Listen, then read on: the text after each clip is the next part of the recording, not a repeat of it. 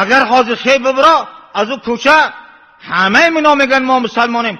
آدم میجوشه در خیالش نیست که امروز روز جمعه مجلس خدا درس الهی پدرت بردی موندی. فرزندی نا اصلی نا کس پدر شده.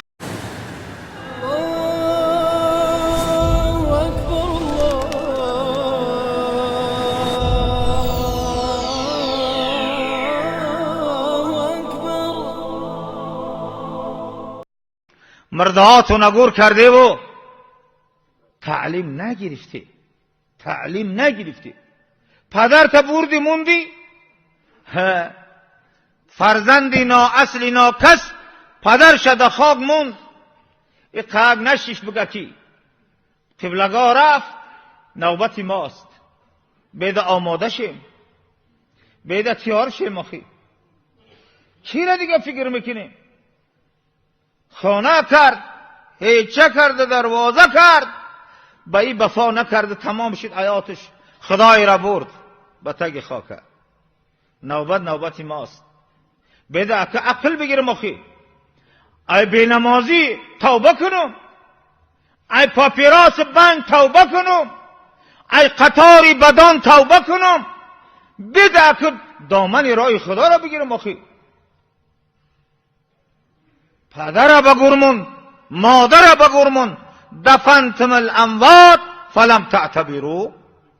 مرده ها را گور کرده و عبرت نگرفتی. حتی پدری خطا مادر تا که از دامن او به وجود آمده با دست خودت به آب دیده میبری میمونی. از عبرت نگرفتی.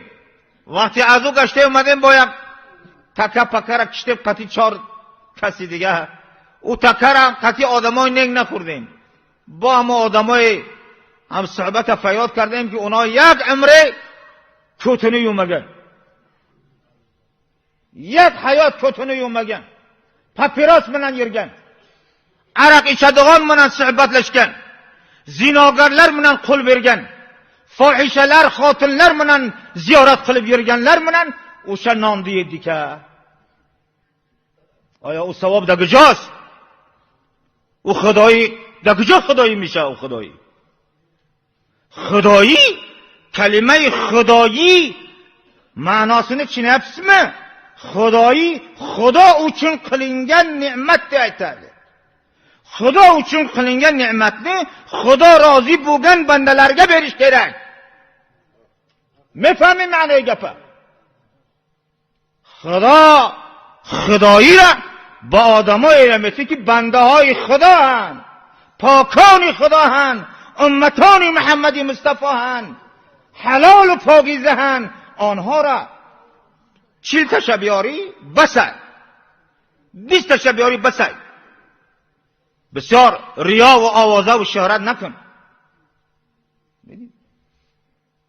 عقل بگیر، فراست بگیر.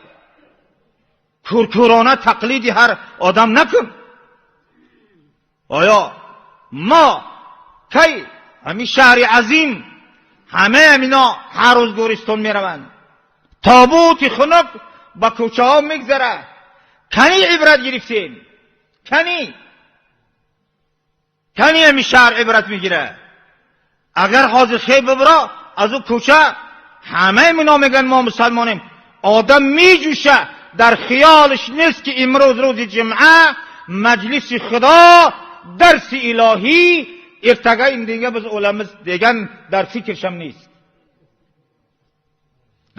نیست. بعد اگر پرسش میگم من مسلمان آزادگی مسلمان بو میشن. بدهن هیچ کس مسلمان نمیشود. الله وعده میکند ان الذين آمنوا وعملوا الصالحات كانت لهم جنات الفردوس. کسانی که ایمان آوردن و عمل کردند. برای میگفته که کسی بگه ایماندارم در برابر ایمان شکر او اسلام است، نکنه خوفه که ایمانی وای دست بروه. اصل شاهد برهان نماز است، جمعه است، جماعات است. این است نشانه مسلمانی.